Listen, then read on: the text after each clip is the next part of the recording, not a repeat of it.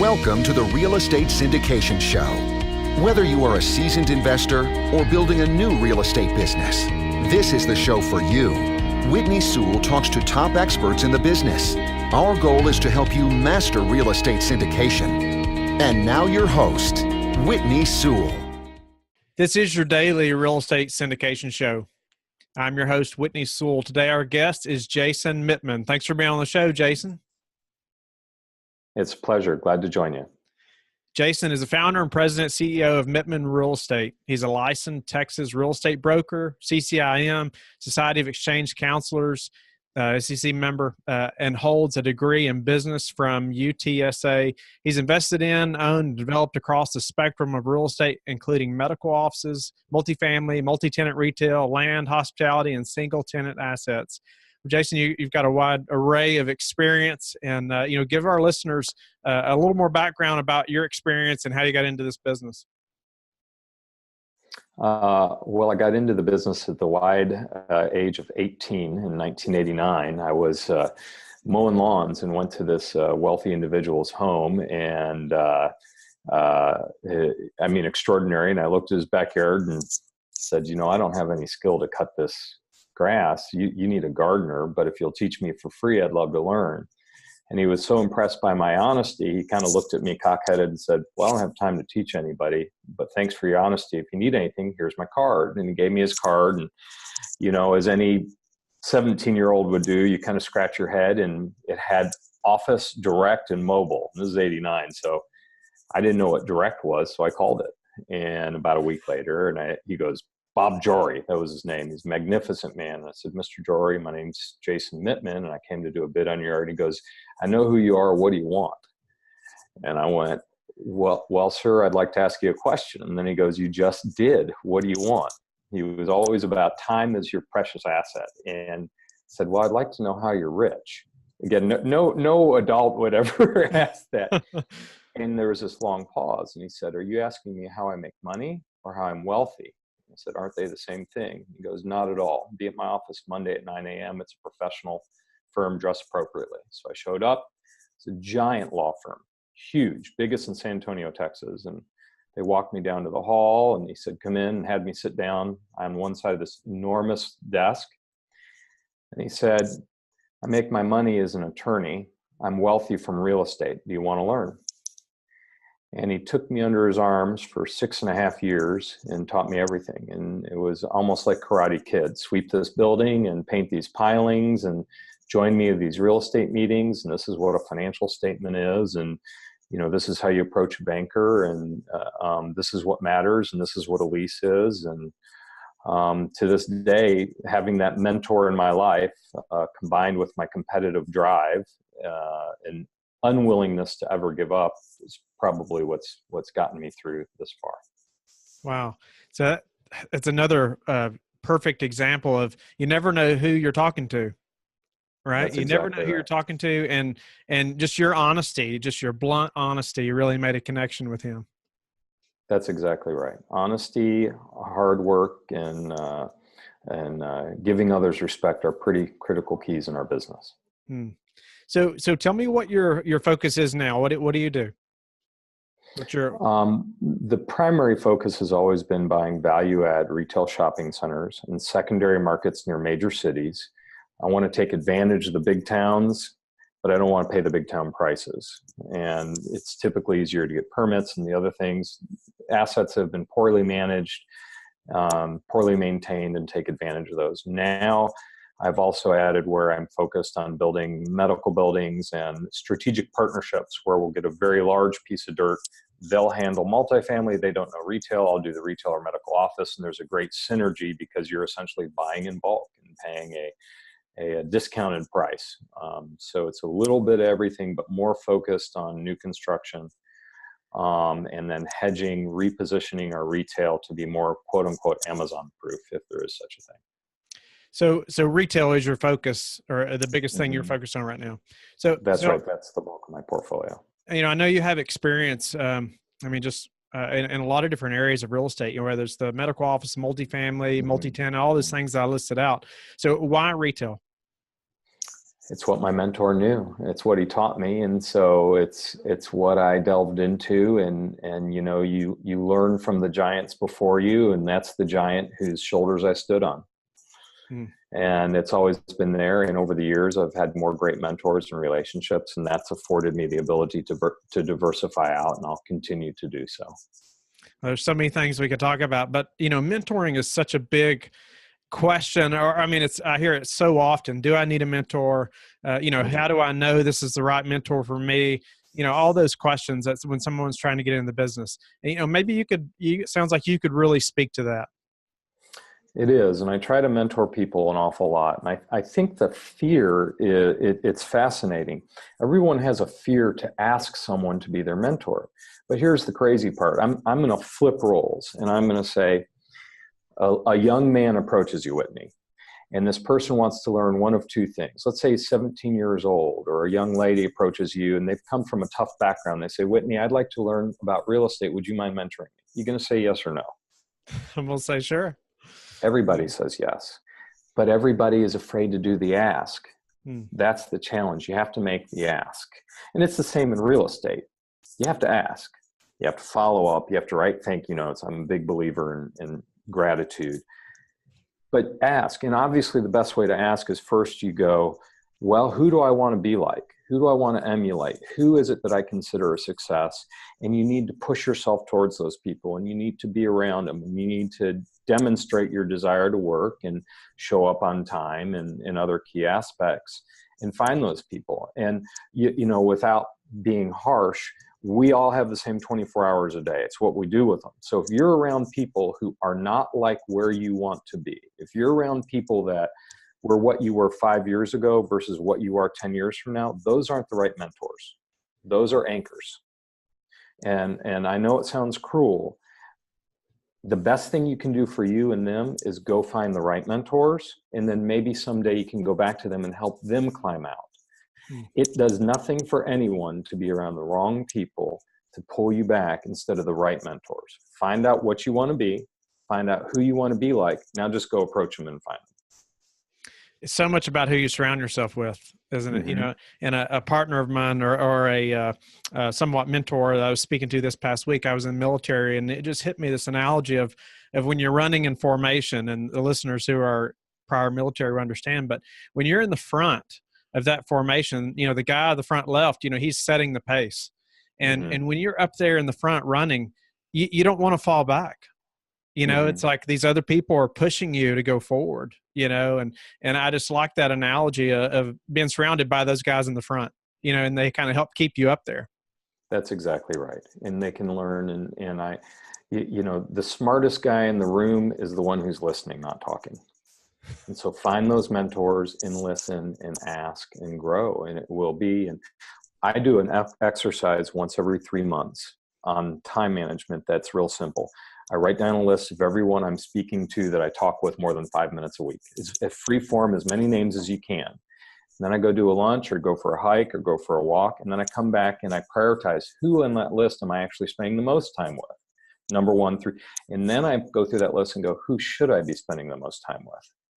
And then you have to, and it might be the person you're spending 0 time with.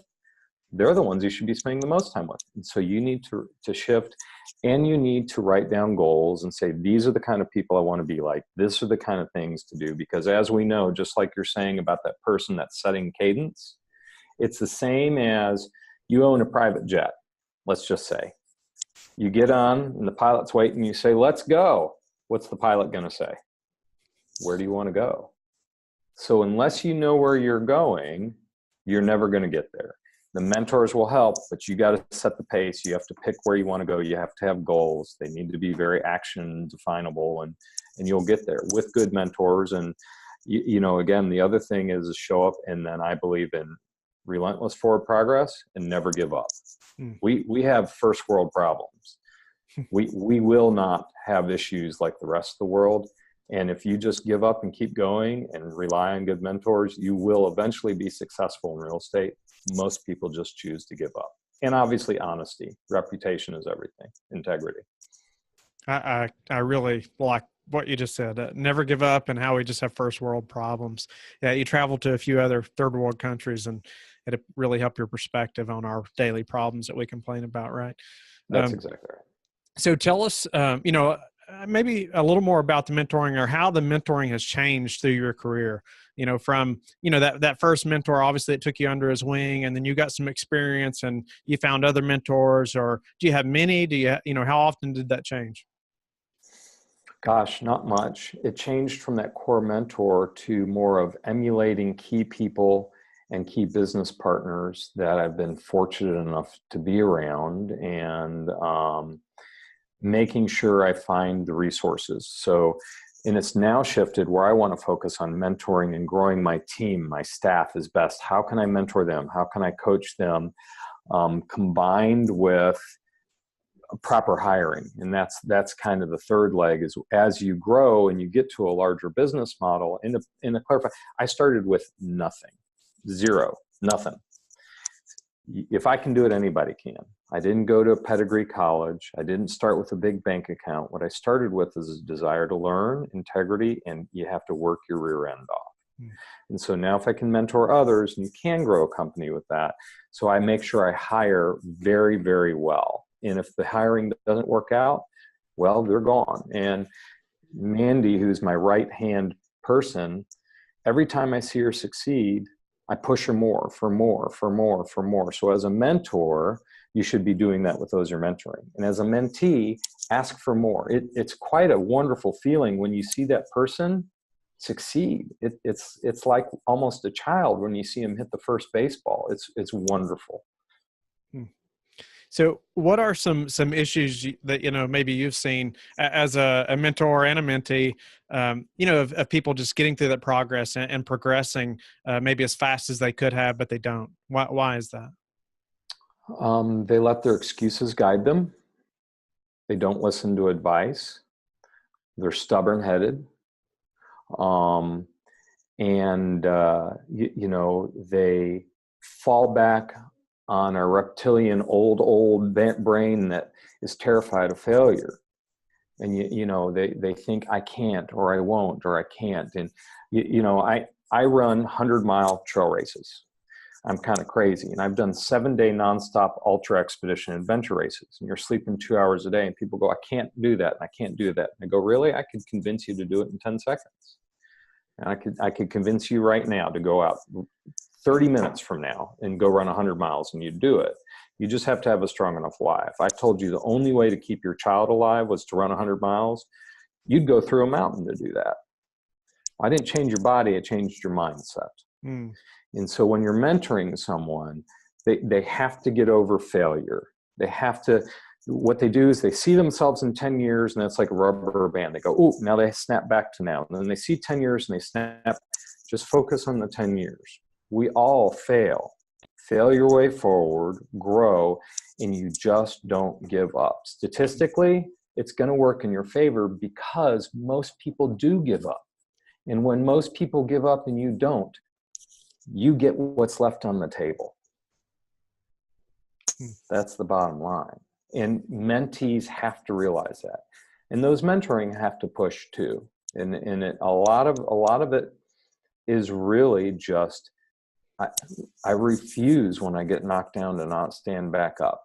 And if I'm mentoring someone, I need them to know that. And also they need to take advice. And then there's some other basics you want a mentee to do. Again, integrity, show up on time.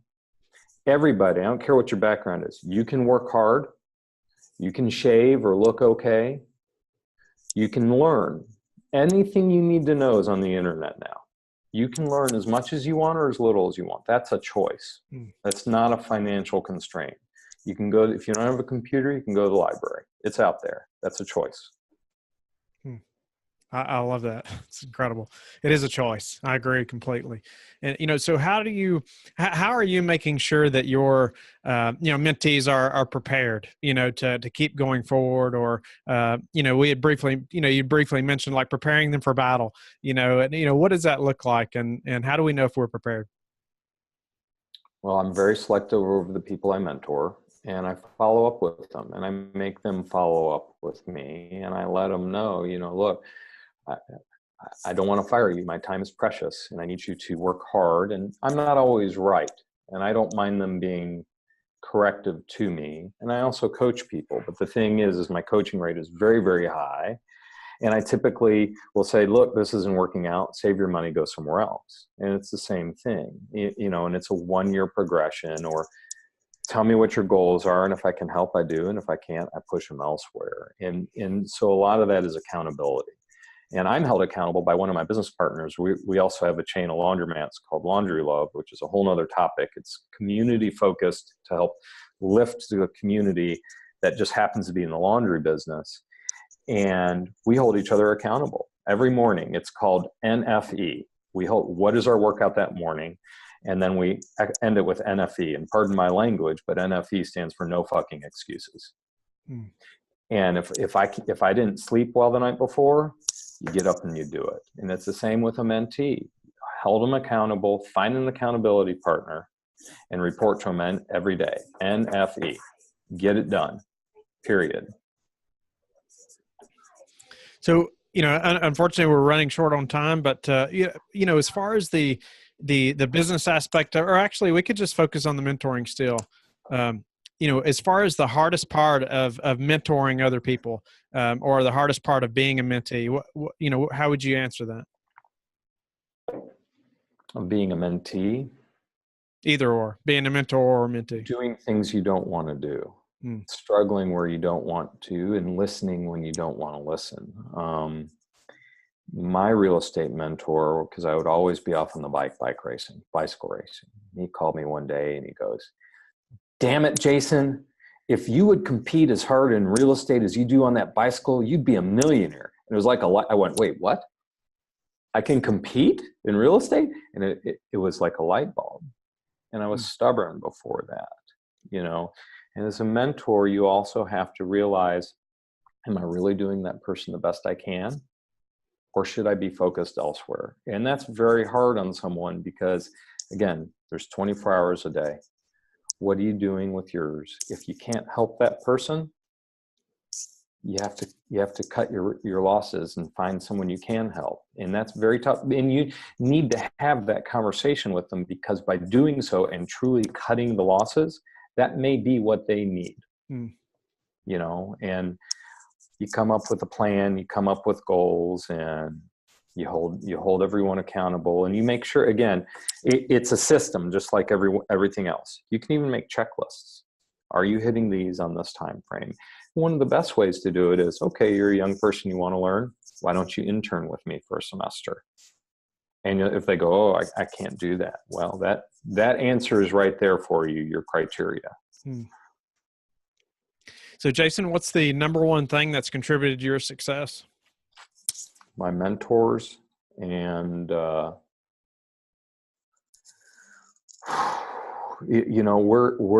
and I are in the business of frankly getting knocked down. It is a tough business, and you lose a lot of deals and a lot of unscrupulous people in this industry because you can make a lot of money, and there's greed and mentors. And I mean, when you wake up in the middle of the night in sheer panic that you're going to lose it all, you take a breath and you go fight anyways. You just keep going. And then you remember the worst thing that can, again, I'll use you as an example. We don't know each other, but I guarantee if you were to go bankrupt tomorrow, the people who love you in your life, they're not going to let you starve. You'll probably rebuild it faster because you'll be more hungry. You won't lose having some form of a bed or clean sheets and a hot shower. Those that surround you, and that's the worst case. So you really don't have anything to lose. Wow. It's hard to remember that, though. It's scary.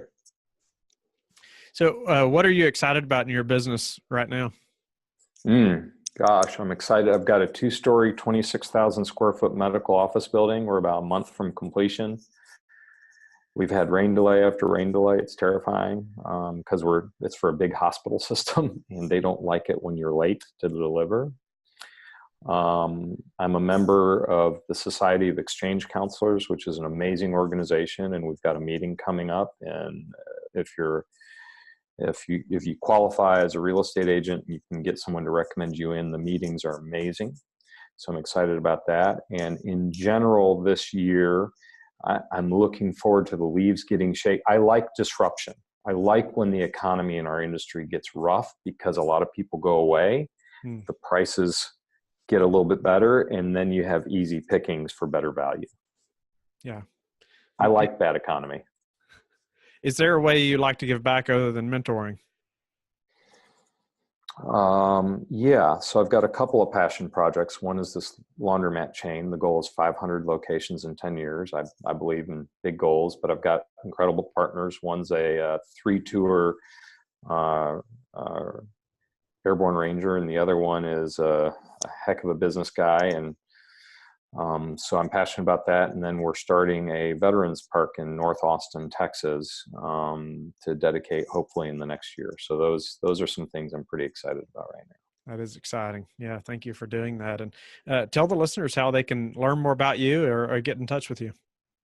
The best way would probably be through our website to take a quick look. And that's the holding company over all the different companies is Only Epic, like an epic day. And it's just like the word is, nothing special about Only Epic, ONLYEPIC.com, onlyepic.com. And that's a great way to look about myself and our key team members that are up there and see about some of the different holding companies we have right now. Nice. Well, Jason, you've provided so much great content and value to the listeners, and just really, I want to thank you for that and being on the show. I hope the listeners will connect with Jason and also go to LifeBridge Capital and connect with me and schedule a call, and also go to our Facebook group where we can all learn from experts like Jason and grow our business together. And we will talk to each of you tomorrow. Thank you for your time. Thank you for listening to the Real Estate Syndication Show, brought to you by LifeBridge Capital. LifeBridge Capital works with investors nationwide to invest in real estate, while also donating 50% of its profits to assist parents who are committing to adoption. LifeBridge Capital, making a difference, one investor and one child at a time. Connect online at www.lifebridgecapital.com for free material and videos to further your success.